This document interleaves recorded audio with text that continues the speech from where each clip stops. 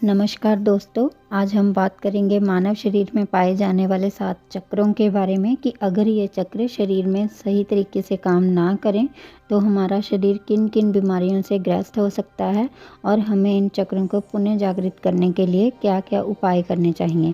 इन सभी बातों के बारे में हम विस्तार से जानेंगे। चक्रों का अर्थ है कि जो हमारा प्राणमय शरीर है वो हमारे शरीर को भीतर से 7 जगह से स्पर्श करता है और उन 7 जगह को 7 चक्र बोला जाता है, जिनसे शरीर को शक्ति और ऊर्जा मिलती है। दोस्तों, आज हम बात करेंगे मूलाधार चक्र के बारे में, जिसे हम रूट चक्र भी कहते हैं।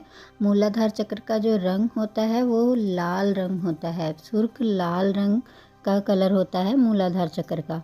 और मूलाधार चक्र का जो बीज मंत्र होता है वो होता है लंग, ल के ऊपर बिंदी।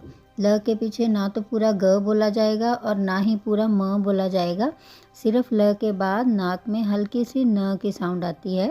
और इसकी जो स्थिति होती है हमारे शरीर में जहाँ रीढ़ की हड्डी ख़त्म होती है वहाँ ये चक्र मूलाधार चक्र स्थित होता है।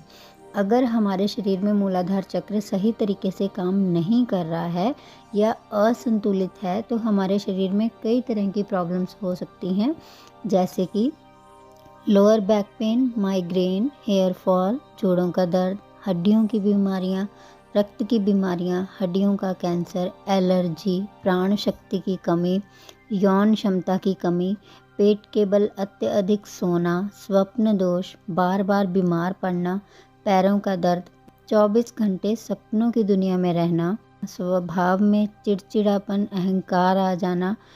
इन सभी कारणों से पता चलता है कि हमारा मूलाधार चक्र सही तरीके से काम नहीं कर रहा है। मूलाधार चक्र को सही तरीके से एक्टिव करने के लिए हमें कुछ अभ्यास करने चाहिए, या कह सकते हैं कि रूट चक्र को हील करने का तरीका इस प्रकार है। किसी शांत जगह पे बैठ जाएं, कुछ भी टाइट कपड़े ना पहने, ढीले ढाले कपड़े पहने, बॉडी को रिलैक्स करें, विश्वास करें कि भगवान हमारे पास है। अपना ध्यान अपनी सांसों पे ले जाएं, 10 बार प्राणायाम करें, यानी जोर से सांस अंदर लें और बाहर छोड़ें।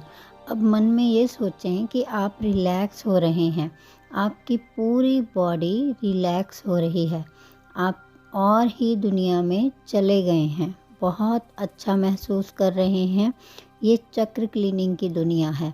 एक लाल रंग की लाइट आपके शरीर में प्रवेश कर रही है। जिस तरह आप ओम मंत्र का उच्चारण करते हैं उसी तरह आपको मूलाधार चक्र के बीज मंत्र का उच्चारण करना है।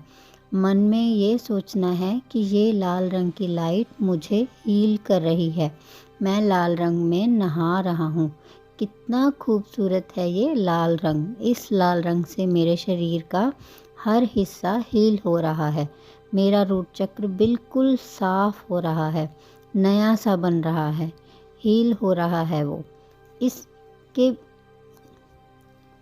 इसके बीज मंत्र का जाप लगातार 21 या 41 दिन तक हर रोज़ 10 मिनट तक करना है। अगर जाप करते समय आपके शरीर में कंपन पैदा हो तो घबराना नहीं है। ये इसलिए होता है क्योंकि शरीर में रक्त संचार की गति तेज हो जाती है और हमें चमत्कार का अनुभव होने लगता है। ये सब संकेत होते हैं कि हमारा रूट चक्र पुनः जागृत हो रहा है। मूलाधार चक्र का जो प्राकृतिक रूप या सबसे निचला भाग है वो है काम वासना। अगर हम इस चक्र के प्राकृतिक रूप को ब्रह्मचर्य में रूपांतरित नहीं करेंगे तो हमारे इस चक्र की सारी ऊर्जा काम वासना के जरिए नष्ट होती रहेगी। फिर हमारा ये चक्र काम करना बंद कर देगा और फिर से हमें बीमारियां लगनी शुरू हो जाएंगी। इस चक्र के प्राकृतिक रूप को समझ के और साधना के जरिए इस चक्र की उच्चतम अवस्था ब्रह्मचर्य को प्राप्त किया जा सकता है।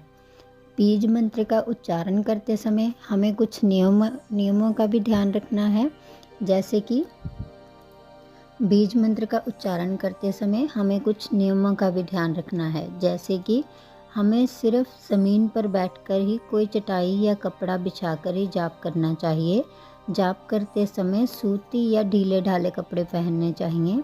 मासिक धर्म के समय औरतों को इसका अभ्यास नहीं करना चाहिए।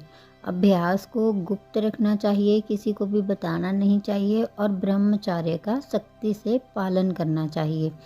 अगर शरीर में भारीपन, आलस, चिड़चिड़ापन, सूंघने की शक्ति कमज़ोर होना आदि सभी प्रॉब्लम्स हों तो हमें पूरब दिशा की ओर मुंह करके जाप करना चाहिए। स्वप्न दोष हो या चेहरे की चमक गायब हो जाए तो पश्चिम दिशा की ओर मुंह करके जाप करना चाहिए। जांघों और पैरों में दर्द हो, कार्य करने की इच्छा ना हो, इसी तरह की प्रॉब्लम्स हों तो उत्तर दिशा की ओर मुंह करके मंत्र का जाप करना चाहिए। प्राण शक्ति की कमी हो, हड्डियों की बीमारियां हो, किसी भी तरह की एलर्जी, रक्त की बीमारियां हो तो दक्षिण दिशा की ओर मुंह करके इस मंत्र का जाप करना चाहिए। इन सभी नियमों का पालन करते हुए हमें अभ्यास करते रहना चाहिए जब तक हमें लाभ प्राप्त ना हो। धन्यवाद।